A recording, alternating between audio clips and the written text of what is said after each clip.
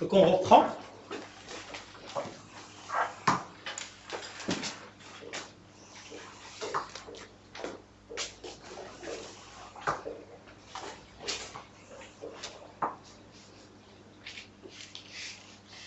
Donc on va faire une remarque.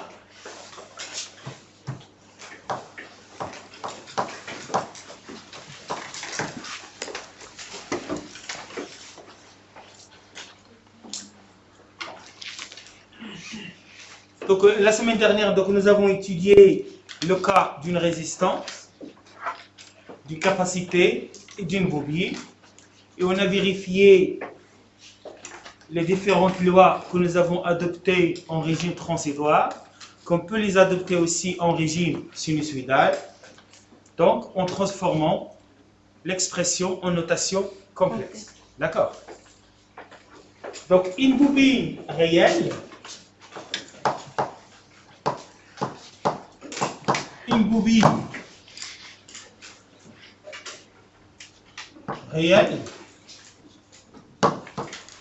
est l'équivalent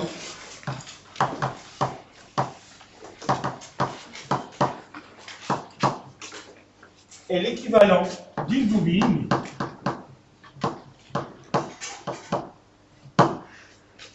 idéale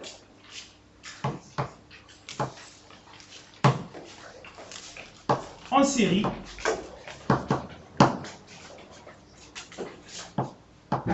avec une résistance. Donc ça il s'appelle résistance interne. Donc R, entre parenthèses, qui représente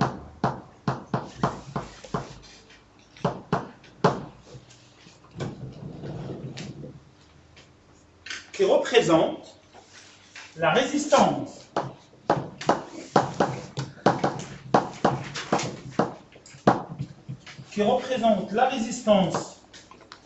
du fil constituant la bobine.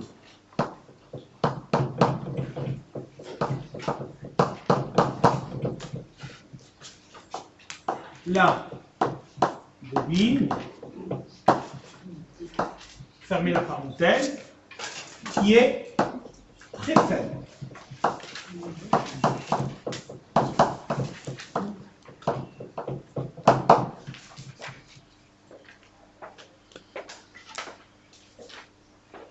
Donc, comme nous avons fait déjà l'association en série en parallèle lorsqu'il s'agit que ce soit d'une résistance, d'une capacité ou d'une bobine, on va essayer de voir l'association en série, mais cette fois-ci, on ne peut pas dire que c'est une résistance ou c'est une capacité, mais c'est un nombre complexe. D'accord? Donc on va supposer que j'ai Z, et Z il peut être capacité, il peut être bobine, et il peut être aussi résistance, sauf que dans ce cas-là, la résistance elle est réelle, et elle ne représente pas de nombre complexe. Et donc on va étudier l'association en série et l'association en parallèle. S'il s'agit d'une capacité, c'est très simple. Il faut remplacer Z par 1 sur JC oméga. S'il s'agit d'une bobine, il faut remplacer Z par JL oméga. Donc 4. Association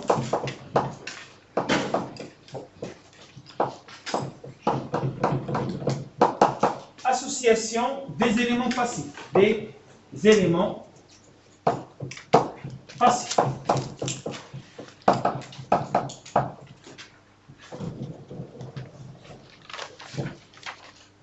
Donc on va voir d'abord association en série. Donc 1, 4, 2, 4. Donc 2, 4, A, association en série.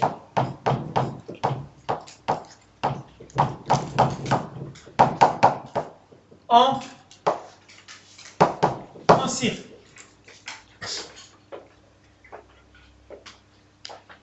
Donc on va considérer deux éléments passifs quelconques caractérisés par ZA et Z2. Donc considérons deux éléments passif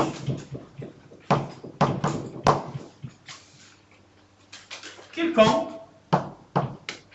caractérisé par leur impédance, leur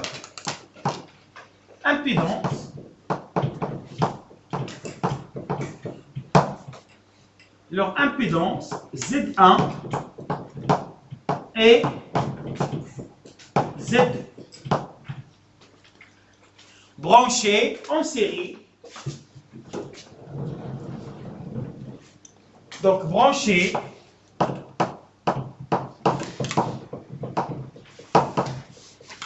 en série entre deux branches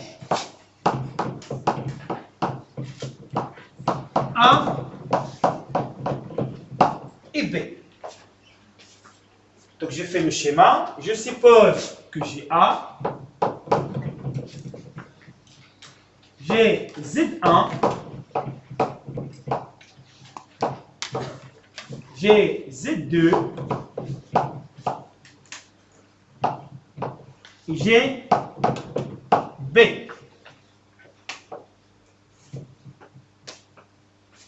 Entre ZA et Z2, je suppose que j'ai un point C.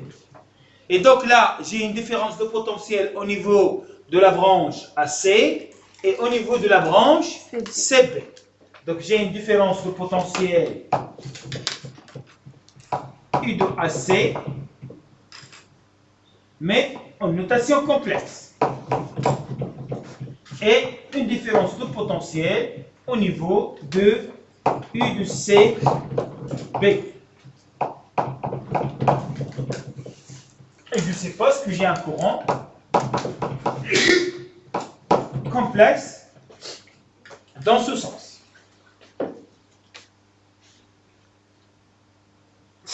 Allez-y, la différence de potentiel entre A et B égale à quoi?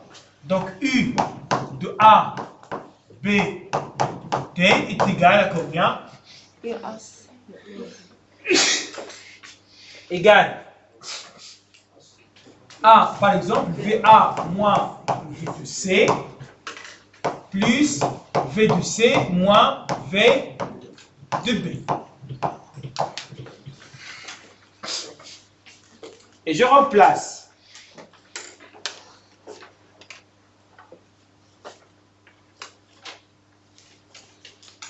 Et donc, égal à combien? Allez-y. EAC plus Égal à Z1 fois, égal à combien? À Z1 fois I du T, mais en notation complexe. Plus Z2 fois I du T. Et donc égal à Z1 plus Z2 I du T. Et donc là, U de AB de T, mais bien sûr en notation complexe. C'est ça complexe.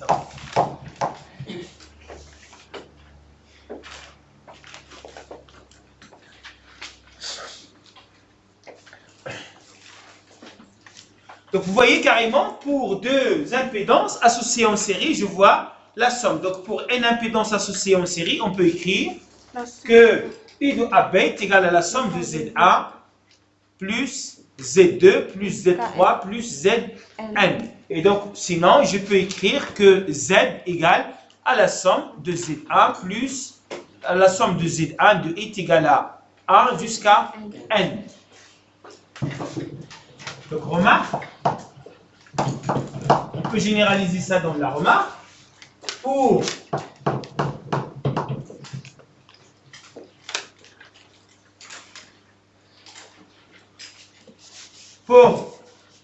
ZI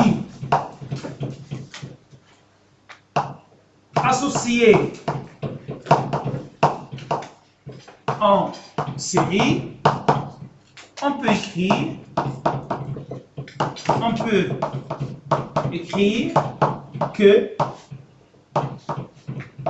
Z est égal à Z1 plus Z2 plus Zn égale à la somme de Zi de I égale à 1 jusqu'à N. Donc, cela veut dire que Z bar égale à ça.